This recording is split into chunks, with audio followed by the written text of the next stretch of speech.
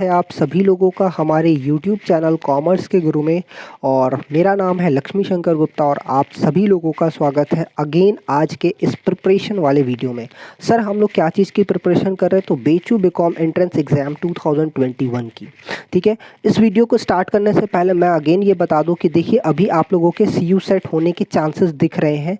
CU set होने के chances मतलब कि गवर्नमेंट अभी इस पर विचार कर रही है कि ये होना चाहिए या नहीं होना चाहिए। अभी भी कोई ऑफिशियल नोटिफिकेशन नहीं आई है, तो हम लोग अभी ये मान के चलेंगे कि CU सेट हो भी सकता है, नहीं भी हो सकता, मतलब कंफ्यूजन चल रही है अभी के लिए। ठीक है, तो हम एक चीज़ ये आपको बोल दें कि देखो यार, BCom का एंट्रेंस अगर CU सेट के थ्रू होता है या यूनिवर्सिटी अपने एग्ज़ाम्स के थ्रू जो पहले करवाती थी उसके थ्रू अगर करवाती है, तो देखो कॉमर्स का जो कोर सब्जेक्ट है वो तो आपसे पूछा ही जाएगा, भले आपका CU सेट से एग्ज़ाम हो या फिर किसी भी यूनिवर्सिटी के एग्ज़ाम्स के थ्रू हो। ठीक है, एडमिशन अगर आपको लेना है BHU BCom में या फिर किसी भी यूनिवर्सिटी के BCom कोर्स के लिए, तो आपको कॉमर्स का जो कोर नॉलेज है उसको पता होना चाहिए। ठीक है, तो अभी सिर्फ और सिर्फ हम लोग इसी पे फोकस करते हैं कि सर वो कोर नॉलेज जो है ना हम गेन कर लेते हैं। ठीक है, फिर उसके बाद में देखा जाएगा कि CU सेट होता है या फिर नॉर्मल एग्ज़ाम्स जैसे पहले हुआ करते थे वैसे होते हैं। ठीक है, मैं आपको अगेन एक चीज़ ये बता दूँ कि ये जो वीडियो है ये काफ़ी ज़्यादा हेल्पफुल रहेगा। आप किसी भी कोर्स के लिए अगर कॉमर्स पढ़ रहे हो, अकाउंटेंसी पढ़ रहे हो, तो देखो मैं यहाँ पे बात करने वाला हूँ meaning and need of accounting के बारे में। ठीक है, ये काफ़ी ज़्यादा बेसिक सा है। तो अगर आप कोई भी कॉमर्स का फील्ड का अगर आप एग्ज़ाम देते हो, उसमें अकाउंटिंग एक सब्जेक्ट होता है, कॉमर्स के फील्ड में अकाउंटिंग रहेगा ही बच्चों, तो उसमें ये बेसिक तो हमेशा पूछेगा। बेसिक तो है, कभी भी आपका चेंज नहीं हो सकता, तो ये बेसिक आपका हमेशा पूछा जाएगा। तो ये वीडियो काफ़ी ज़्यादा इंपॉर्टेंट है अगर आप नेट JRF के लिए प्रिपरेशन कर रहे हो। ठीक है, नेट JRF के लिए प्रिपरेशन कर रहे हो, CA फाउंडेशन के लिए प्रिपरेशन कर रहे हो, इवन क्लास 11th के लिए पढ़ाई कर रहे हो, तो उन सभी पॉइंट ऑफ व्यू से ये जो वीडियो है वो काफ़ी ज़्यादा इंपॉर्टेंट है। चलिए आइए तो हम लोग स्टार्ट करते हैं। उसके पहले मैं अपने बारे में कुछ बता दूं। मेरा नाम है लक्ष्मी शंकर गुप्ता, मैं CA फाइनल का स्टूडेंट हूं। मैंने JRF क्वालिफाई कर रखा है, मैंने MCom और BCom भी कंप्लीट कर लिया है। उसके बाद में अगर आपको बताऊं तो मैंने BHU MCom एंट्रेंस एग्ज़ाम में, जो BHU का अपना एंट्रेंस एग्ज़ाम होता है, उसमें रैंक हासिल की थी। टॉप 10 में था मैं, और 7th मेरी जनरल से रैंक आई थी, 3rd इन OBC मेरा रैंक था। ठीक है, तो मैं जो आपको गाइडेंस दूंगा प्रॉपर समझ लो, एकदम इसी तरीके से होगा कि आपको भी वो रैंक होल्डर की तरफ ले जाएगा। ठीक है, तो आइए स्टार्ट करते हैं आपका कंटेंट। कल हम लोगों ने अपने जो वीडियो में पढ़ा था वो काफ़ी ज़्यादा लेंथी हो गया था, तो मैं अब कोशिश कर रहा हूँ कि आपके लिए शॉर्ट वीडियोस लेके आओ जो कि काफ़ी ज़्यादा हेल्पफुल रहेंगे आप सभी लोगों के लिए। ठीक है, तो देखिए पहली बात तो हम लोग कल का भी कुछ रिवीजन कर लेते हैं और उसके बाद जो आज का हमारा टॉपिक है वो हम लोग देखेंगे। और कल वाला जो वीडियो आएगा वो MCQ वाला वीडियो रहेगा। ठीक है, तो उसमें MCQ क्वेश्चन हम लोग देखेंगे। ठीक है, जो दो दिन में हमने टॉपिक कवर किया उससे रिलेटेड MCQs रहेंगे, तो काफ़ी ज़्यादा इंपॉर्टेंट MCQ रहेंगे, तो उसमें ज़रूर देखिएगा आप। क्लियर, चलिए आइए तो देखिए क्या लिखता है कि डेफिनेशन हम लोगों ने पढ़ा था कि accounting is an art of recording, classifying, summarising a significant manner in a significant manner. हम लोगों ने देखा था कि ऐसे वैसे कैसे भी रिकॉर्डिंग नहीं कर लेना है सर, एक इंपॉर्टेंट सिग्निफिकेंट मैनर होना चाहिए, एक सिस्टम होना चाहिए, उसी को फॉलो करते हुए आपको क्या करनी है, आपको रिकॉर्डिंग करनी है, क्लासिफिकेशन करना है और समराइजिंग करना है। सर क्या चीज़ का, ट्रांजेक्शन्स और इवेंट्स का, और वो भी क्या होना चाहिए, टर्म्स ऑफ मनी होना चाहिए। जो भी आपके ट्रांजेक्शन्स और इवेंट्स को आप रिकॉर्ड करोगे वो in the terms of money होना चाहिए। देखिए क्या लिखता है, of a financial character and interpreting the results of. अब ये जो रिकॉर्डिंग किया हमने, ये जो क्लासिफाइंग किया, ये जो समराइजिंग किया, इन सबको ऐसे ही करके छोड़ नहीं देना है, उनसे रिजल्ट्स भी फाइंड आउट करने हैं। रिजल्ट्स का मतलब है प्रॉफिट या लॉस, आपको प्रॉफिट हुआ है या लॉस हुआ है, ये सब फाइंड आउट करना। और ये सारा का सारा प्रोसेस आपका कहाँ पे आ जाएगा बच्चों, वो अकाउंटिंग के अंडर में आ जाएगा। मैंने अभी तक नोट्स नहीं शेयर किया था अपने ग्रुप में, लेकिन आज मैं ये वाला जो कंप्लीट नोट्स है ये आपको शेयर कर दूंगा, क्योंकि ये कंप्लीट नोट है, ये प्रॉपर आपको गाइड करेगा आपको रिवाइज करने के लिए। ठीक है, चलिए उसके बाद अगर आप देखो तो डेफिनेशन हम लोगों ने देखा था, अगेन एक छोटा सा डेफिनेशन था कि process of identifying, measuring, communicating the economic information. Economic information जहाँ पे बिजनेस का इकोनॉमिक एक्टिविटी होता है उसकी रिकॉर्डिंग, या फिर बोल सकते हो कि उसकी रिकॉर्डिंग करके उसकी इन्फॉर्मेशन को प्रोवाइड करना ही आपका क्या हो जाएगा, अकाउंटिंग हो जाएगा। क्लियर, अच्छा ये रिकॉर्डिंग या ये जो इन्फॉर्मेशन हम प्रोवाइड कर रहे हैं, क्यों कर रहे हैं, ताकि अपने यूज़र्स को हम ये बता सके वो जो इन्फॉर्मेशन देंगे उसके बेसिस पे वो लोग क्या करेंगे, अपना जजमेंट फॉर्म करेंगे और अलग अलग डिसीजंस लेंगे। ठीक है, क्लियर। कौन लेगा बच्चों, यूज़र लेंगे। अब यूज़र कौन होते हैं, दो तरीके के होते हैं, सर इंटरनल होता है और एक एक्सटर्नल होता है। सर इंटरनल और एक्सटर्नल यूज़र मेरे को समझ में नहीं आया। पहली बात तो यह यूज़र क्या है, ये क्यों कर रहा है, यूज़ क्यों कर रहा है, पहले तो आपको ये समझा दूँ। ठीक है, चलिए आइए। तो देखिए क्या होता है, बिजनेस होता है हम लोगों का। एक छोटा सा मैं एग्जांपल दूंगा। होता है क्या, बिजनेस होता है, बिजनेस अपना ट्रांजैक्शंस करता रहता है, सेल कर दिया, परचेज कर लिया, तो ये दुनिया भर का ट्रांजैक्शन है। कुछ कुछ इनकम उसके पास में आती है, कुछ कुछ एक्सपेंसेस के लिए वो पेमेंट करता है, तो दुनिया भर का वो ट्रांजैक्शन अपने डे टू डे लाइफ में वो करता रहता है। क्लियर। अकाउंटिंग बच्चों कुछ और नहीं है, बेसिकली इसी का एक सिस्टमैटिक रिकॉर्डिंग है। इसी का क्या है, सिस्टमैटिक रिकॉर्डिंग है। और बाकी आपका स्टेप ने आपने देखा है कि सर रिकॉर्डिंग के बाद क्लासिफिकेशन करना है, समराइजिंग करना और इंटरप्रिटेशन करना है रिजल्ट्स। तो रिजल्ट्स इंटरप्रिटेट करने का मतलब क्या है कि आप क्या कर रहे हो, अकाउंटिंग इन्फॉर्मेशन को यहाँ पे कैलकुलेट कर रहे हो या फिर निकाल रहे हो। ठीक है, अकाउंटिंग इन्फॉर्मेशन यहाँ पे आप क्या कर रहे हो, निकाल रहे हो या फिर आप कैलकुलेट कर रहे हो। हमने एक और लाइन देखी थी कि sir accounting is the language of business, accounting is the language of business. अब जैसे हम और आप बात कर पा रहे हैं क्योंकि हमारे बीच में एक हिंदी जो कॉमन लैंग्वेज है, हम उसके थ्रू कम्युनिकेट कर पा रहे हैं। तो बिजनेस क्या होता है, वो कौन से लैंग्वेज में कम्युनिकेट करता है सर, वो जो है वो अकाउंटिंग के लैंग्वेज में कम्युनिकेट करता है। उसको अगर अपने बारे में कुछ बताना है दुनिया वालों को, तो वो कौन से लैंग्वेज में बताएगा, अकाउंटिंग के बारे में। मैं कैसा परफॉर्म कर रहा हूँ, मैं अच्छा परफॉर्म कर रहा हूँ या नहीं कर रहा हूँ, दुनिया वालों को बिजनेस के बारे में कैसे पता चलेगा, तो उसके अकाउंटिंग इन्फॉर्मेशन से पता चलेगा। जैसे हम लोगों ने एक छोटा सा एग्जांपल कल और देखा था कि बच्चों हम लोग क्या करते हैं, साल भर मेहनत करते हैं, बहुत ही मन लगा के पढ़ते हैं, एग्जाम देते हैं और एग्जाम के बाद में क्या आता है, रिजल्ट आता है। तो यहाँ पे देखो क्या हो रहा है कि बिजनेस भी क्या कर रही है, अपने पूरे लाइफ टाइम में क्या करती है, अलग अलग ट्रांजैक्शन करती है, ढेर सारा काम करती है, बहुत ही मन लगा के काम करता है। तो लास्ट में वो पता करना चाहेगा ना कि उसका रिजल्ट कैसा आया है, उसने प्रॉफिट कमाया है या लॉस कमाया है या उसके साथ में क्या हुआ, ये कहाँ से पता चलेगा, अकाउंटिंग इन्फॉर्मेशन से। ठीक है, तो ये प्रॉफिट लॉस और जो आपका पोजीशन है, जो फिनेंशियल पोजीशन है, जो आपका स्टेटमेंट है, या फिर बोल सकते हो कि जो आपका स्टैंड है कि आप इतने सारे बिजनेस ट्रांजेक्शन्स करने के बाद कहाँ पे पहुँचे, कहाँ पे पहुँचे, मतलब जहाँ से आपने शुरुआत किया था उसके बाद आपका कोई ग्रोथ हुआ या नहीं हुआ, तो वो सारी चीज़ें आपको कहाँ से पता चलेंगी, अकाउंटिंग इन्फॉर्मेशन से ही। ठीक है, तो ये जो है, ये अकाउंटिंग इन्फॉर्मेशन जो है, ये बहुत सारे लोग यूज़ करते हैं, ये बहुत सारे लोग यूज़ करते हैं। बहुत सारे लोगों को हमने दो कैटेगरी में बांट दिया, एक हो गया आपका इंटरनल और दूसरा हो गया एक्सटर्नल। ठीक है, तो पहले हम लोग बात कर लेते हैं सर इंटरनल यूज़र कौन कौन होते हैं और वो अकाउंटिंग इन्फॉर्मेशन क्यों चेक करना चाहेंगे। फिर हम लोग बात कर लेंगे कि एक्सटर्नल यूज़र कौन कौन होते हैं, वो अकाउंटिंग इन्फॉर्मेशन क्यों चेक करना चाहेंगे। हम लोगों ने एक छोटा सा और एग्जाम्पल देखा था। मैं देखो एग्जाम्पल इसलिए बताता हूँ तो क्योंकि आपके लिए अकाउंटिंग क्या रहेगा, एकदम से नया रहेगा। मैं ये मान के पढ़ाता हूँ कि आपको अकाउंटिंग के बारे में कुछ नहीं मालूम। ठीक है, तो अकाउंटिंग आपके लिए एकदम नया रहेगा, आप उसको कोरिलेट कैसे करोगे, तो मैं छोटा छोटा एग्जांपल देता हूँ जिससे कि आप सब्जेक्ट्स को कोरिलेट कर पाओ। देखो हम लोग क्या करते हैं, जब भी हम लोगों के रिजल्ट्स आते हैं ना, हम लोगों के रिजल्ट्स बहुत सारे लोग देखते हैं, हमारे पेरेंट्स देखते हैं, हमारा टीचर देखता है, हमारा ट्यूशन टीचर देखता है, फिर उसके बाद हमारे रिलेटिव्स देखते हैं और हमारे फ्रेंड्स भी देखते हैं। क्लियर, तो हमारा जो रिजल्ट आता है, जो हमारा परफॉर्मेंस आता है, वो सभी लोग देखते हैं। तो बिजनेस का भी तो रिपोर्ट कार्ड आता है जिसको कि हम लोग अकाउंटिंग इन्फॉर्मेशन बोलते हैं।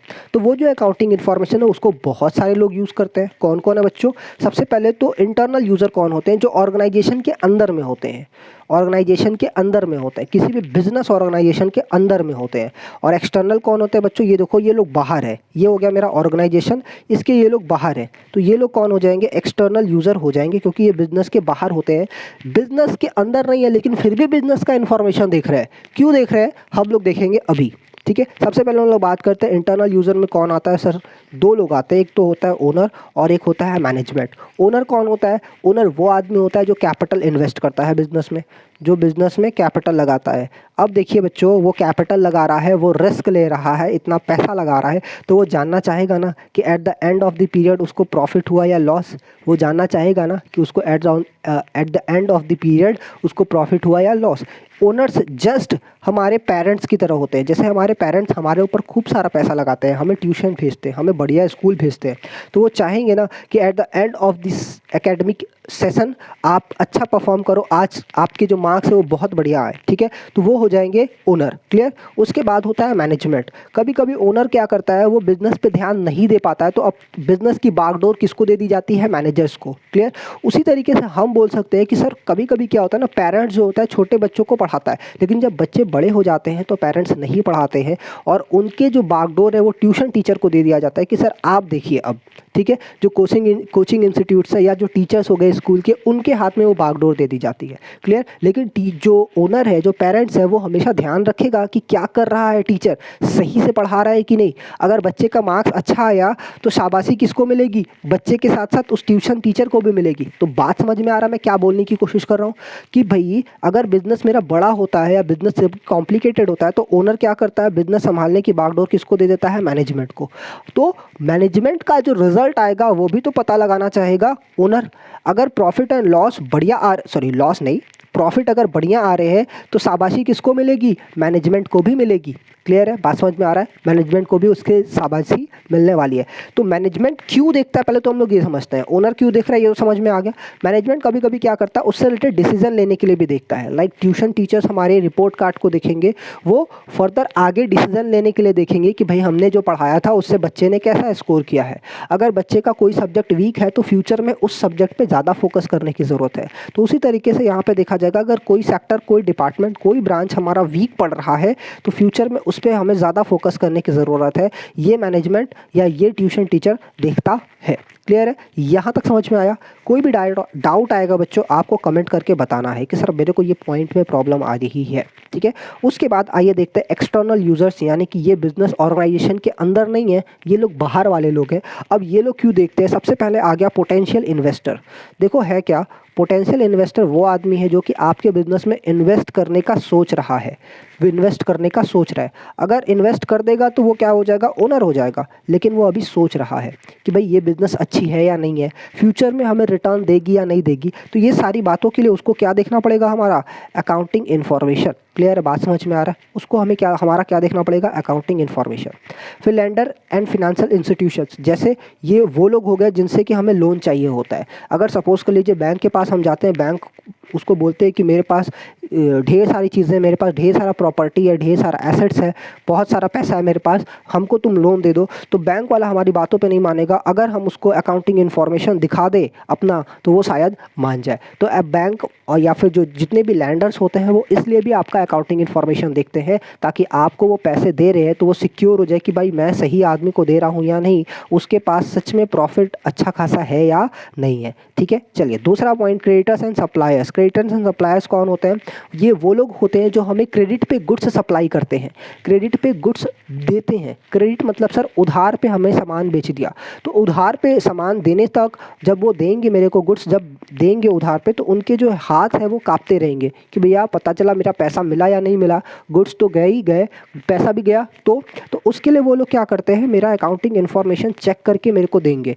कि भाई ये आदमी जो है ये सही आदमी है या नहीं है, इसके पास पैसा होता है या नहीं है, क्या ये प्रॉफिट कमाता है या नहीं है। जो बिजनेस खुद लॉस में जा रही है, क्या दूसरों का पेमेंट कर पाएगी, तो मुश्किल है ऐसा होना कि भाई दूसरों का भी पेमेंट कर ले। ऑल्दो अभी की कहानी काफ़ी ज़्यादा सेम है। अभी हम सिंपल लैंग्वेज में ये समझते हैं कि कोई भी सप्लायर या कोई भी जो क्रेडिटर है वो चाहेगा कि यार सामने वाला पार्टी जो है बहुत बड़ा आदमी हो, उसके पास ढेर सारा पैसा हो, ताकि वो हमें क्या कर सके, पैसा हमारा रिटर्न कर सके, ठीक है। चलिए दूसरा पॉइंट क्या है, कॉम्पिटिटर्स। कॉम्पिटिटर्स बहुत ही ज़्यादा ध्यान देते हैं हमारे बुक्स ऑफ अकाउंट्स पे, हमारे एक्टिविटीज़ पे। वो जानना चाहते हैं कि हमारी अकाउंटिंग पॉलिसी क्या है, हमारा क्रेडिट पॉलिसी क्या है, हम बिज़नेस कैसे कर रहे हैं, हम बिज़नेस में इतना प्रॉफिट कैसे कमा रहे हैं। वो हर एक चीज़ पे मेरे नज़र रखे रहते हैं, ठीक है। तो ये लोग इसलिए ज़्यादा इंपॉर्टेंट होते हैं। क्लियर, या फिर बोल सकते हो कि इसलिए वो अकाउंटिंग इन्फॉर्मेशन चेक करते रहते हैं मेरा।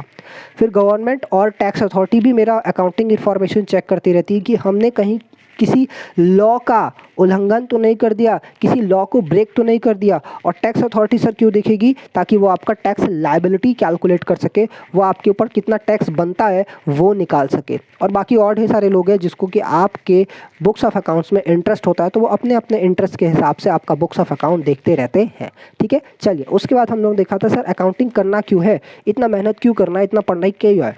तो हम लोग यहाँ पे देखें कि एक तरीके से आप क्या करोगे, अपने अकाउंटिंग इन्फॉर्मेशन को रिकॉर्ड करोगे, सिस्टमैटिक रिकॉर्ड करोगे और उसको प्रॉपरली प्रिपेयर करके इन्फॉर्मेशन दोगे उन लोगों को जो कि उससे डिसीजन बनाना चाहते हैं, वो भी कौन सा वाला, रैशनल डिसीजन।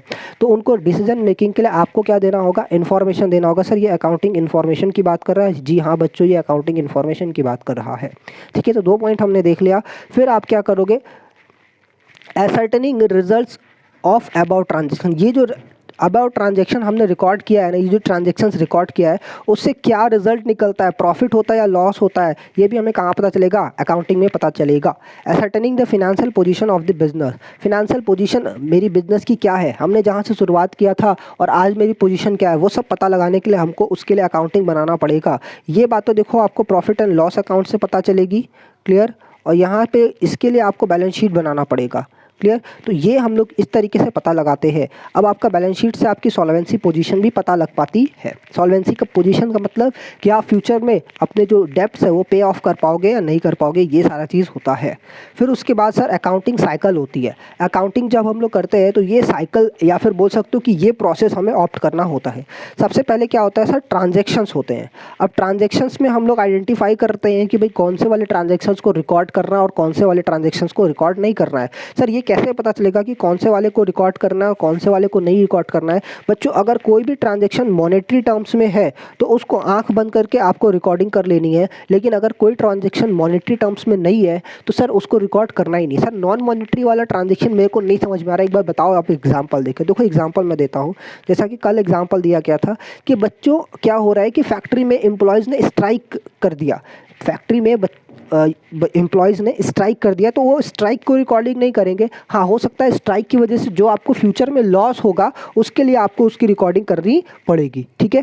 तो चलिए यहाँ तक हमने समझ लिया सर मॉनेटरी टर्म्स के ट्रांजेक्शन्स को आपको रिकॉर्ड करना है। अब रिकॉर्ड करना कहाँ है ये बता दो एक बार। तो रिकॉर्डिंग आपको करनी है जर्नल में। जर्नल एक तरीके का बुक्स ऑफ अकाउंट का रिकॉर्डिंग करने वाला पोर्शन होता है कि सारे के सारे ट्रांजेक्शन्स यहीं पे आपके रिकॉर्ड होते हैं। अब अगर आपका बिजनेस जो है वो बहुत बड़ा हो जाए तो आप इन जगहों पे डिफरेंट जगह पे रिकॉर्डिंग कर सकते हो अलग अलग कैरेक्टरिस्टिक्स के हिसाब से। यानी कि अगर कैश वाला ट्रांजेक्शन है तो सर कैश बुक में जाएगा, परचेज का ट्रांजेक्शन है तो परचेज बुक में, सेल्स का ट्रांजेक्शन है तो सेल्स में, और अलग अलग ट्रांजेक्शन्स उनके डिफरेंट रिस्पेक्टिव बुक्स में चले जाएंगे। इसके बारे में हमें डिटेल में पढ़ना है तो आपको बढ़िया से हम लोग वहाँ पे देखेंगे। सर उसके बाद हमें क्या करना होता है, रिकॉर्डिंग तो हमने कर लिया, अब यहाँ पे आपको क्या करना पड़ेगा, क्लासिफिकेशन करना पड़ेगा। क्लासिफिकेशन में हम क्या कर रहे होते हैं, अलग अलग ट्रांजेक्शन्स को उनके कैटेगरी के हिसाब से हम लोग क्लासीफाई कर देते हैं, ठीक है। क्लासिफिकेशन के बाद हम लोग करेंगे सर समराइजेशन, और समराइजेशन कहाँ पे होता है, ट्रायल बैलेंस में होता है, वहाँ पे हम लोग समरी बनाते हैं, क्लियर। उसके बाद हम लोग देखेंगे इंटरप्रिटेशन कहाँ पे करेंगे। इंटरप्रिटेशन सारी बातें हम लोग करते हैं trading, profit and loss and balance sheet. Trading profit and loss से हमें प्रॉफिट या लॉस पता चलता है, और उसके बाद जब बैलेंस शीट हम लोग बनाते हैं तो आपका फिनेंशियल पोजीशन यहाँ से पता चल पाता है। फिर उसके बाद अगेन आप वापस से ट्रांजैक्शन करोगे नेक्स्ट पीरियड में, वापस से recording, classification, summarising and interpretation. तो ये सारा जो पूरा साइकिल है वो आपका थ्रू आउट द पीरियड गोल गोल घूमता रहता है। ओके तो चलिए हम लोग देखते हैं यहाँ पे कि बुक कीपिंग, अकाउंटिंग और अकाउंटेंसी में क्या डिफरेंस होता है। आइए मैं आपको यहाँ पे कुछ दिखाता हूँ। जैसे कि सर हम लोगों ने ये देखा कि अकाउंटिंग स्टार्ट कहाँ से होता है। सबसे पहले हम लोग ट्रांजेक्शन्स अकर करते हैं और देन उसके बाद उसमें से आइडेंटिफिकेशन करते हैं कि कौन से ट्रांजेक्शन्स को रिकॉर्ड करना है और कौन से ट्रांजेक्शन्स को रिकॉर्ड नहीं करना है। उसके लिए आपका की फैक्टर होता है कि वो मॉनेटरी टर्म्स में है या नहीं है। ये हमें डिसाइड करेगा कि हमारा जो ट्रांजेक्शन है वो बुक्स ऑफ अकाउंट में जाएगा या नहीं जाएगा, ठीक है। फिर रिकॉर्डिंग के बाद हमें क्या करना होता है, उसके बाद हमें करना होता है सर क्लासिफिकेशन। क्लासिफिकेशन कहाँ पे होगा, लेजर में होगा। देन समरी बनाने का काम हो जाएगा, वो आपका ट्रायल बैलेंस में हो जाएगा, ठीक है। चलिए तो अब मैं बोलूँ कि सर बुक कीपिंग जो होता है वो एक पोर्शन होता है। बुक कीपिंग क्या होता है, एक पोर्शन होता है। सर क्या बोला आपने, समझ में नहीं आया, ठीक है। चलिए देखिए, तो हम लोगों ने क्या देखा, बुक कीपिंग का मतलब क्या हो गया। बुक कीपिंग का मतलब, book keeping involves identifying the transactions of financial nature. Financial nature का कहने का मतलब है कि जो मॉनेटरी टर्म्स वाले हैं, जो फिनेंशियल नेचर के हैं ट्रांजेक्शन्स, उसी को आपको यहाँ पे आइडेंटिफाई करना है।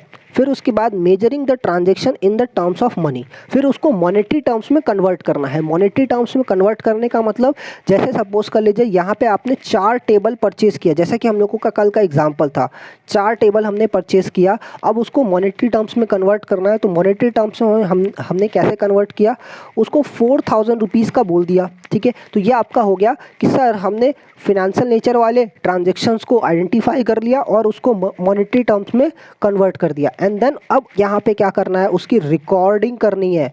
क्या करनी है, उसको रिकॉर्ड करना है, जर्नल में रिकॉर्ड करेंगे। एंड देन उसको क्या करेंगे, हम लोग क्लासीफाई करेंगे, कहाँ पे बच्चों, लेजर में। बस बुक कीपिंग का काम यहीं तक होता है। तो मैं यहाँ पे अगर आऊँ, यहाँ पे जो आपका साइकिल है, मैं यहाँ पे बोल सकता हूँ कि यहाँ तक आपका बच्चों बुक कीपिंग का काम होता है। और फिर उसके बाद यहाँ से आप चलो तो यहाँ पे आपका जो नेक्स्ट स्टेप है वो बुक कीपिंग के बाहर हो जाता है, ठीक है, क्लियर। अब अकाउंटिंग में क्या होता है सर, इसके बाद की चीज़ें, यानी कि समरी बनाना, इंटरप्रिटेशन करना और इस सारे इन्फॉर्मेशंस को कम्युनिकेट करना। किसको कम्युनिकेट करना, जो ऊपर हम लोगों ने यूज़र्स पढ़े हैं उसको, ठीक है। तो यहाँ तक बात समझ में आई, यहाँ तक बात समझ में आई कि अकाउंटिंग जो है स्टार्ट कब होता है, जब आपका बुक कीपिंग ख़त्म होता है। तो जैसे ही आपका बुक कीपिंग क्लासिफिकेशन पे ख़त्म हुआ, क्लियर, वहाँ से क्या होगा, स्टार्ट आपका अकाउंटिंग। देखो बुक कीपिंग का मतलब होता है कि सिर्फ ट्रांजैक्शंस के रिकॉर्ड को रखना, कीप करना, ठीक है। तो इस तरीके से याद रखोगे,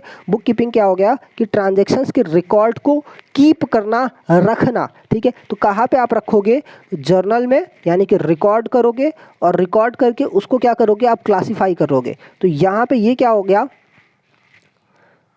एक सेकेंड,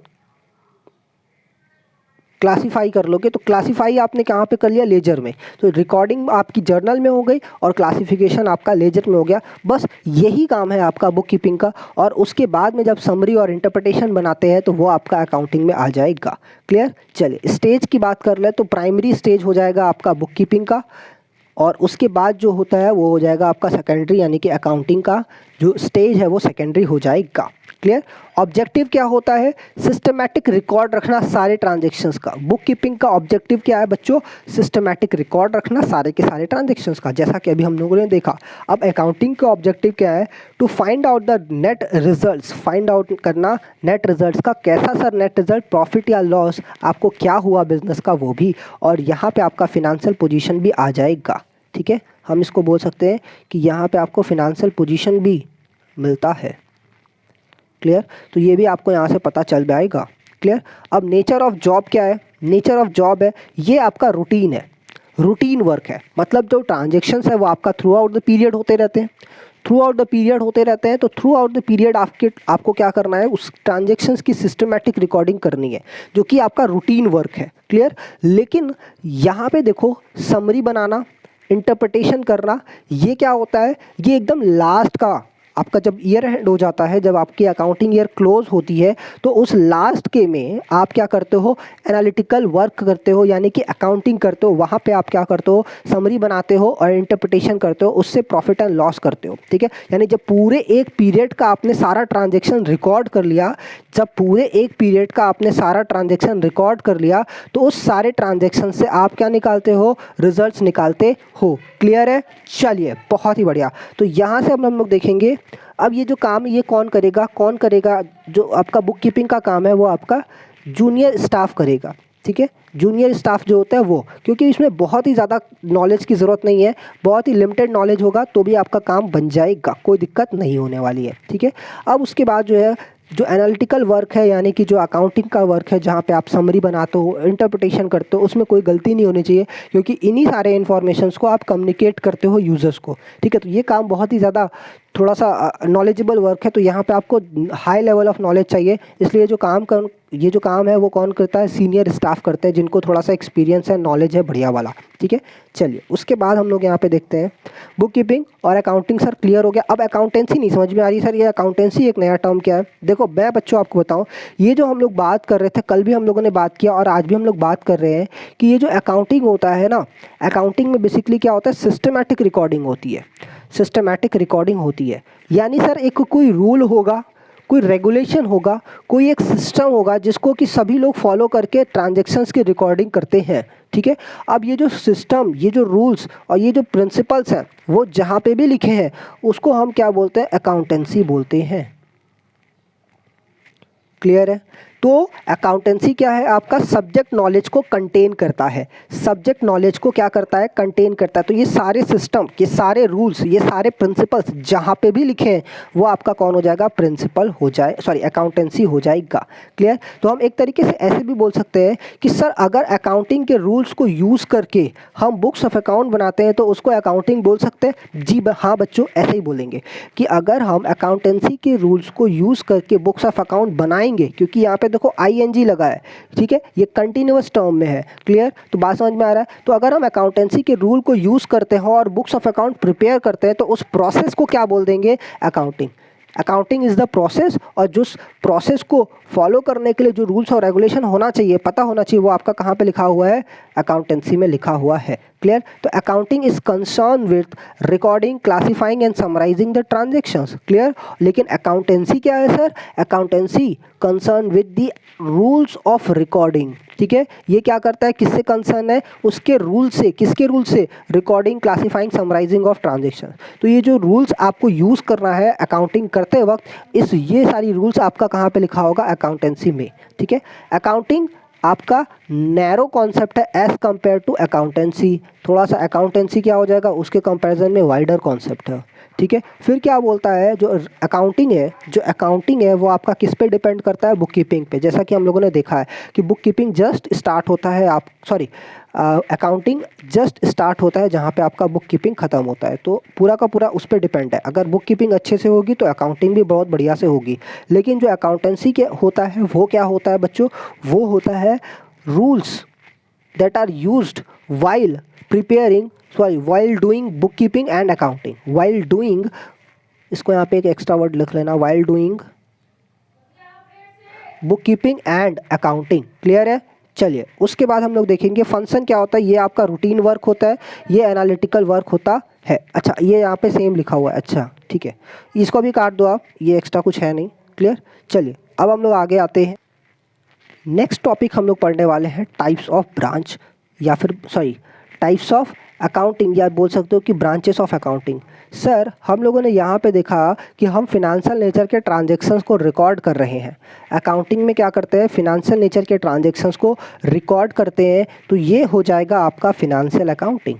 बात समझ में आया आपको, कि अगर आप फिनेंशियल नेचर के ट्रांजैक्शंस को या मॉनेटरी टर्म्स के ट्रांजैक्शंस को रिकॉर्ड कर रहे हो फाइनेंशियल इन्फॉर्मेशन, फिनेंशियल स्टेटमेंट बनाने के लिए, तो ये आपका फिनेंशियल अकाउंटिंग हो जाएगा। देखिए इसमें क्या होता है, to find out the net results, profit and loss and the financial position of the business, इसका ये ऑब्जेक्टिव होता है। देन दूसरा क्या है, to provide information to various parties, ये आपका ऑब्जेक्टिव होता है फिनेंशियल अकाउंटिंग का, या बोल सकते हो कि फिनेंशियल अकाउंटिंग इसलिए आप करते हो।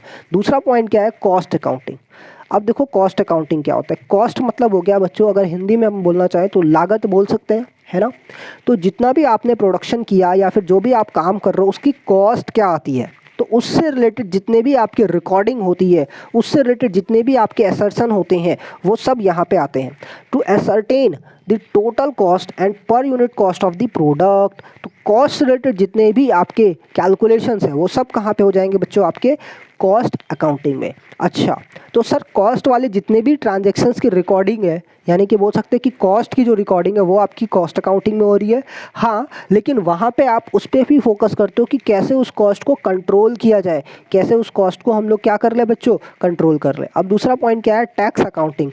टैक्स अकाउंटिंग क्या होती है, बेसिकली टैक्स को ध्यान में रखते हुए करते हैं, यानी कि जो इनकम टैक्स के लॉज हैं उसको ध्यान में रखते हुए हम लोग कैलकुलेट या फिर बोल सकते हो कि अकाउंटिंग करते हैं। और ये क्यों करते हैं, ताकि हम लोग वो टैक्स लायबिलिटी फाइंड आउट कर सके। यहाँ पे आप सेल्स टैक्स को कट करके यहाँ जीएसटी लिख लो, क्योंकि अब जो है आपका जीएसटी आ चुका है।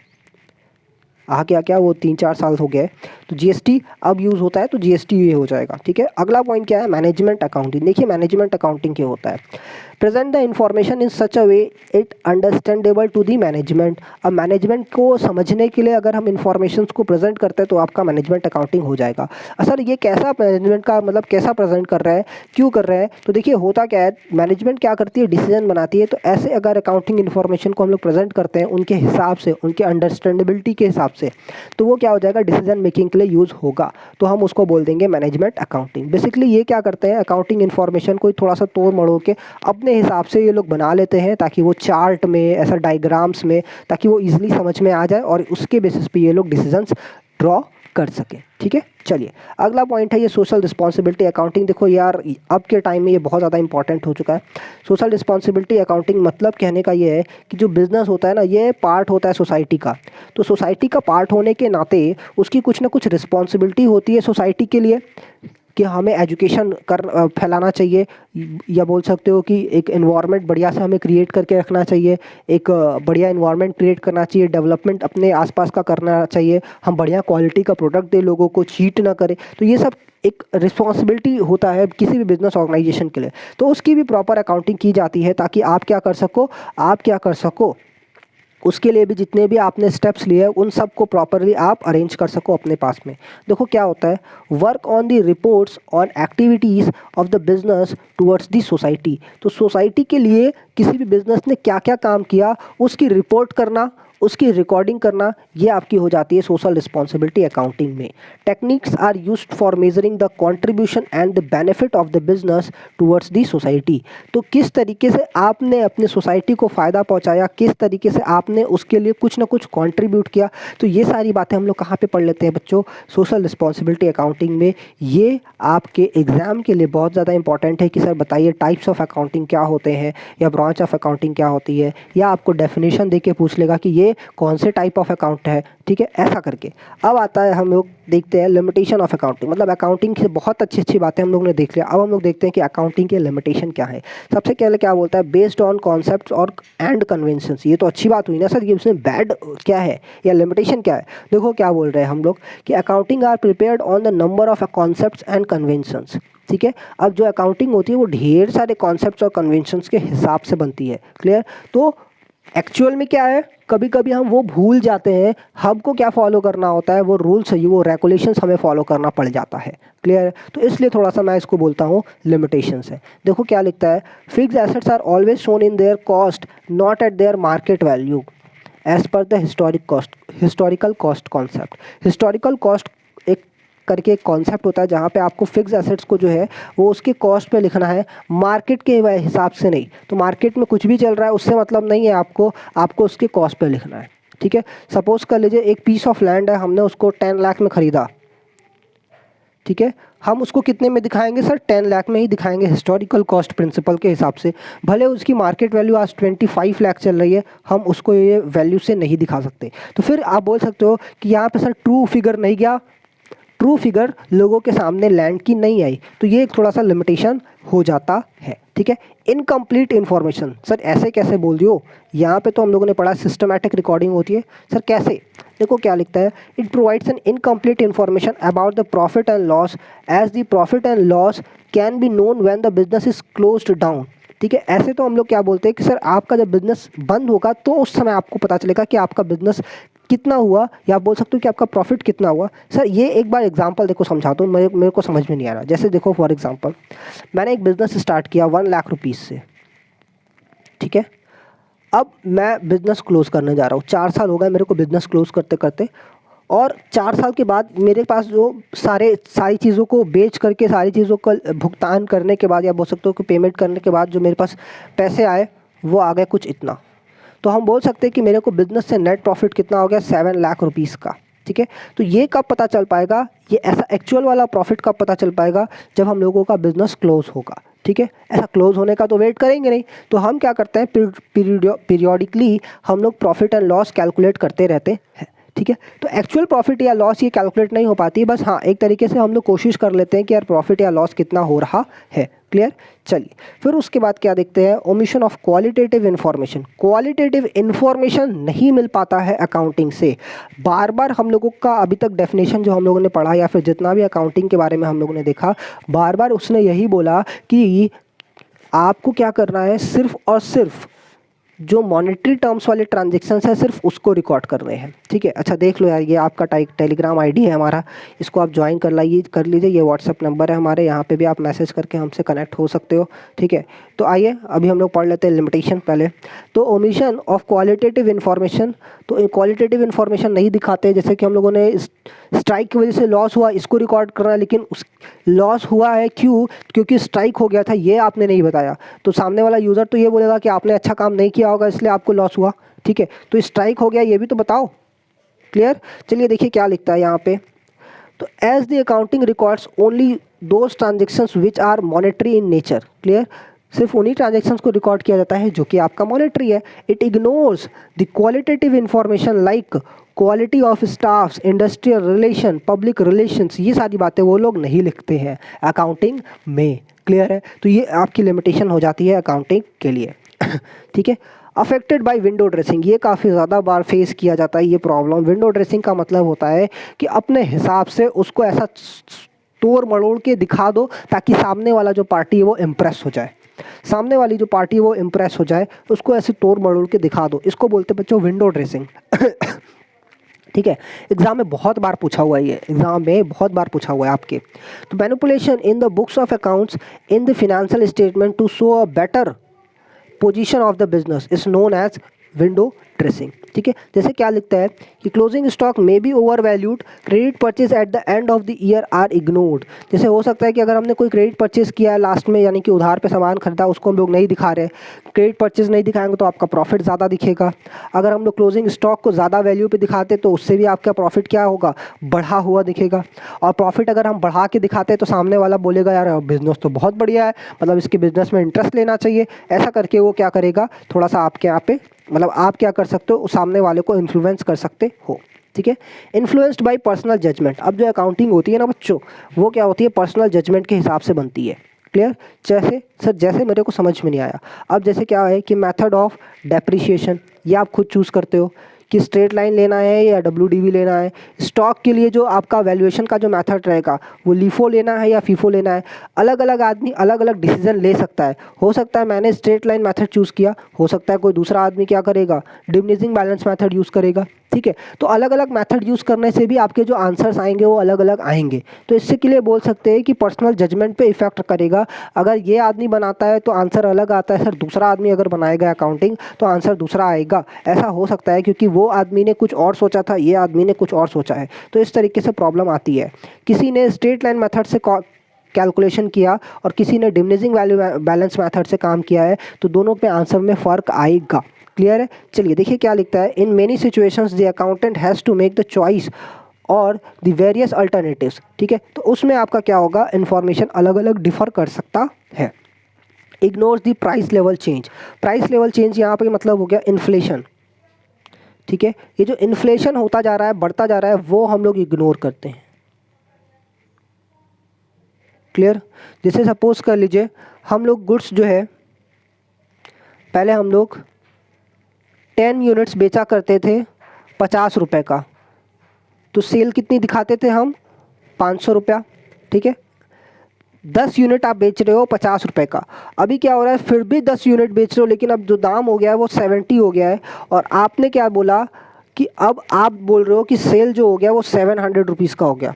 तो सामने वाला पार्टी तो यही समझेगा कि पहले जहाँ पे सेल आपका 500 था, अगर हम किसी को इन्फॉर्मेशन दिखाते हैं और 2 साल का इन्फॉर्मेशन डेटा दिखाते हैं, तो पहले साल आपका जो सेल है वो 500 है, दूसरे साल आपका सेल 700 हो गया। सर 200 से बढ़ गया, क्या बात है, बहुत ही बढ़िया बात है। लेकिन एक्चुअल तो ये है कि सर क्वांटिटीज़ तो नहीं बढ़ी, सिर्फ प्राइस बढ़ने की वजह से आपका जो है वो सेल बढ़ गया है। क्लियर है। चलिए देखिए क्या लिखता है, तो यहाँ पे क्या लिखता है कि अकाउंटिंग जो है वो आपके प्राइस लेवल चेंज को इग्नोर करता है। The accounts are prepared on the historical cost concept and it ignores the changes, जैसे कि हमने वहाँ पे भी देखा था लैंड के केस में। क्लियर। चलिए, money as a measurement unit changes its value, it's not stable but when still record the assets in their cost. ठीक है, तो हम लोग क्या करते हैं, जो वैल्यू चेंज हो रहा है उसमें हम लोग रिकॉर्डिंग नहीं करते, बस हम क्या कर रहे होते हैं, पुरानी वैल्यूज़ को रिकॉर्ड कर रहे होते हैं। लैंड के लिए बेसिकली वो बोल रहा है। क्लियर। चलिए अब हम लोग आते हैं, ये भी एक इम्पॉर्टेंट टॉपिक है, आपके एग्ज़ाम के पॉइंट ऑफ व्यू से काफ़ी ज़्यादा बार क्वेश्चन आया, मैं इसको एक स्टार देना चाहूँगा ताकि ये बोल सकता हूँ कि ये इम्पॉर्टेंट पॉइंट है। ठीक है, बहुत ही बार क्वेश्चंस इससे आए। Qualitative characteristics of accounting. अभी हम लोगों ने पढ़ा कि क्वालिटेटिव इन्फॉर्मेशन नहीं मिलती है, लेकिन आपकी अकाउंटिंग की क्वालिटेटिव कैरेक्टरिस्टिक्स है, वो क्या क्या है आइए देख लेते हैं। सबसे पहला है रिलायबिलिटी। क्लियर। रिलायबिलिटी, आपका जो अकाउंटेंसी का इंफॉर्मेशन है वो रिलायबल है या नहीं है। अगर आप प्रॉपर रूल्स रेगुलेशंस को फॉलो करोगे, आप प्रॉपर सिस्टम को फॉलो करोगे, तो आपका जो इन्फॉर्मेशन रहेगा वो रिलायबल रहेगा। रिलायबल का मतलब है भरोसेमंद। ठीक है, क्या लिखता है देखिए यहाँ पे हम लोग पढ़ेंगे।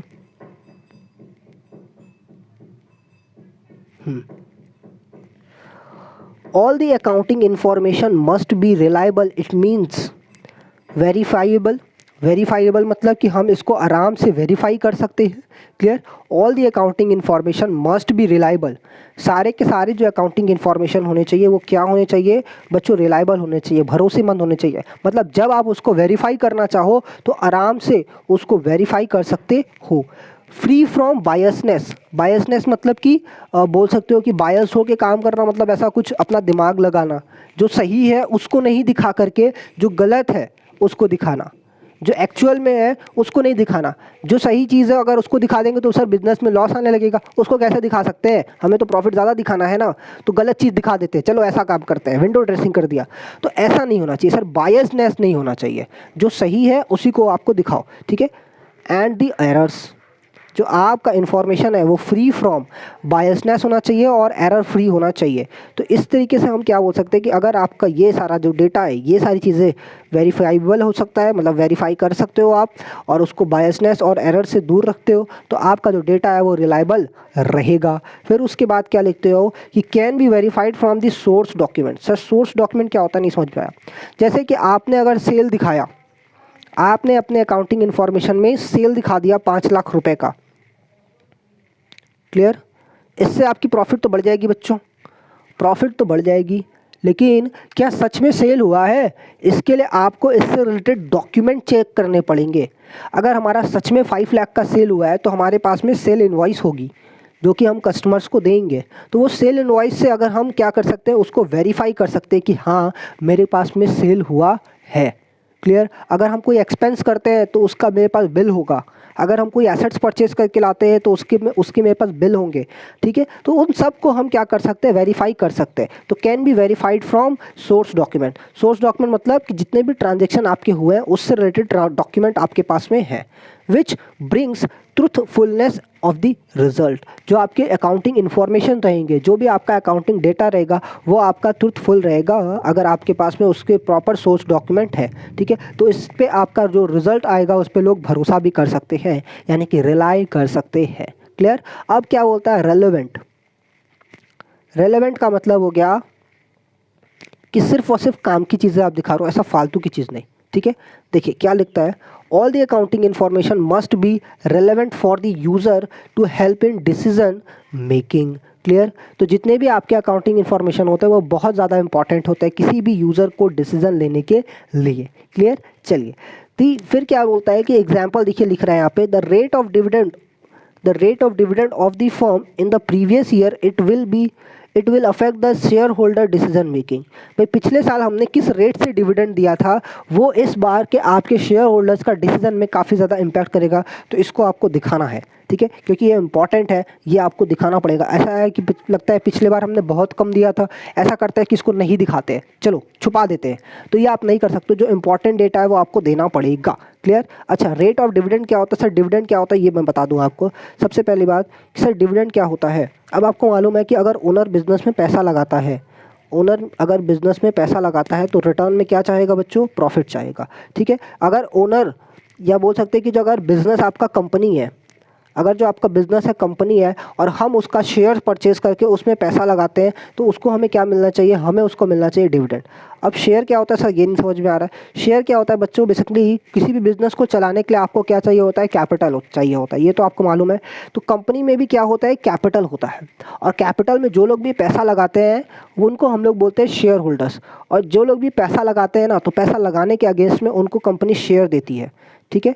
तो पैसा लगा दिया तो बच्चों ओनर बन गया, वो शेयर होल्डर बन गया वो। अब ओनर बन गया तो उसको प्रॉफिट भी तो मिलना चाहिए, तो प्रॉफिट का जो पोर्शन हम ओनर को देते हैं उसको क्या बोलते हैं, डिविडेंड बोलते हैं, सिर्फ और सिर्फ कंपनी में। क्लियर, बात समझ में आया। हमने क्या बोला, शॉर्ट में आपको समझा दे। अगर कोई आदमी कंपनी में पैसा लगाता है, उसके कैपिटल में कंट्रीब्यूशन करता है, तो वो क्या करता है, बेसिकली कंट्रीब्यूशन करने का मतलब कि शेयर परचेस कर रहा है, शेयर में कैपिटल, शेयर कैपिटल में कंट्रीब्यूशन कर रहा है। अब शेयर में पैसा लगा दिया, कैपिटल में पैसा लगा दिया, मतलब सर क्या बन गया, वो ओनर बन गया। ओनर बन गया तो फ्यूचर की प्रॉफिट में उसको हिस्सेदारी चाहिए, जिसको बोलते हैं प्रॉफिट का जो शेयर मिलेगा वो आपको बोलते हैं डिविडेंड, ठीक है। तो पिछले बार आपने कितना डिविडेंड दिया था, कितना प्रॉफिट बांटा था ओनर्स को, वो आपको बताना पड़ेगा, ताकि फ्यूचर में जो है इससे रिलेटेड लोग इन्फॉर्मेशन या फिर डिसीजन लेने में काफ़ी ज़्यादा हेल्प रहे, ठीक है। अगर डिविडेंड ज़्यादा रहेगा, ज़्यादा से ज़्यादा लोग आपके यहाँ शेयर खरीदना चाहेंगे, आपके यहाँ पे पैसा लगाना चाहेंगे। अगर आप डिविडेंड कम देते हो तो आपके यहाँ पे लोग पैसा नहीं लगाना चाहेंगे, ठीक है। उसके बाद क्या है, अंडरस्टैंडेबिलिटी। ऑल्दो हम लोगों ने देखा है कि जो अकाउंटिंग करने वाला आदमी होता है उसको बहुत ज़्यादा नॉलेज चाहिए होता है, क्लियर। तो वो नॉलेज आप यूज़ करके अकाउंटिंग को जो है सिंपल लैंग्वेज में बताओ, सिंपल फॉर्मेट में बनाओ, ताकि सबसे ज़्यादा लोग उसको समझ सकें, ठीक है। All the accounting information must be presented in a manner in which the user can also understands it. Clear है, बात समझ में आ रहा है। तो यूज़र क्या कर सके, उसको आराम से समझ सके बिना किसी भी दिक्कत के। All the general topics can be class shown in the foot note like method of depreciation and other and the inventory valuation. और बाकी सारी चीज़ें आपको जो जनरल इन्फॉर्मेशन है, जनरल टॉपिक्स है, उसको आपको फुट नोट में दिखाना चाहिए। जैसे फॉर एग्जांपल आपने कौन सा मेथड यूज़ किया है डेप्रिसिएशन के लिए, वैल्यूएशन के लिए, ठीक है, वो सारी चीज़ें आपको यहाँ पे दिखा देनी है, ठीक है। आ जाइए, तो अब हम लोग देखते हैं कि क्वालिटेटिव कैरेक्टरिस्टिक्स क्या होता है अकाउंटिंग इन्फॉर्मेशन के लिए, जो कि आपको डिसीजन मेकिंग के लिए हेल्प करेंगे। सर डिसीजन कौन लेगा, users of accounting information. Clear, understandability होनी चाहिए उसके लिए, जो अकाउंटिंग इन्फॉर्मेशन है उसको समझ में आना चाहिए, ताकि वो डिसीजन लेने में समझ सके, ठीक है, या फिर डिसीजन लेने में क्लियर मतलब प्रॉब्लम ना हो उनको, ठीक है। क्या होता है, एक रेलेवेंस होता है, मतलब कि इंपॉर्टेंट चीज़ें दिखाइए। रिलायबिलिटी होता है, मतलब भरोसेमंद होना चाहिए आपका। क्लियर, देखिए क्या लिखता है रिलायबिलिटी का, आप उसको आराम से वेरीफाई कर सके। नेचुरलिटी हो, फेथफुलनेस हो। क्लियर, कुछ भी गलत चीज़ें ना दिखाओ आप। फिर उसके बाद जब आप रिलेवेंस की बात करते हो तो इसका मतलब क्या है, जो इंपॉर्टेंट चीज़ है वो दिखाओ। डिडक्टिव वैल्यू, जो आपका गलत चीज़ है वो नहीं दिखाओ, आपका जो फीडबैक मिला हुआ है आपको वो दिखाना, ताकि आप फीडबैक फर्दर आप दे भी सको। टाइमलीनेस, मतलब कि सही समय पे आपको इन्फॉर्मेशन मिलना चाहिए, ऐसा नहीं कि बहुत ज़्यादा लेट हो गया, हम मांग रहे हैं और डिसीजन लेने के लिए लेकिन इन्फॉर्मेशन मिल ही नहीं रहे, तो ये सब चीज़ें हो जाएंगी। और एक इन्फॉर्मेशन कंपेरेबिलिटी होना चाहिए, आपका जो इन्फॉर्मेशन है वो कंपेरेबिलिटी होनी चाहिए, मतलब आराम से आप क्या कर सको, दूसरे डेटा के हिसाब से उसको आप कंपेयर कर सको, दूसरे ऑर्गेनाइजेशन के डेटा के हिसाब से कंपेयर कर सको, ठीक है। तो फिलहाल इस वीडियो में इतना ही। Thank you for watching. आपको ये नोट्स हमारे टेलीग्राम चैनल से मिल जाएगा फ्री ऑफ कॉस्ट, कोई भी चार्ज उसका नहीं लगेगा। प्लीज़ आप हमसे कनेक्टेड रहिए, हम आपके लिए इसी तरीके से बढ़िया बढ़िया वीडियोस लाते रहेंगे। क्लियर, तो थैंक यू फॉर वॉचिंग। अब हम लोग मिलते हैं नेक्स्ट वीडियो में।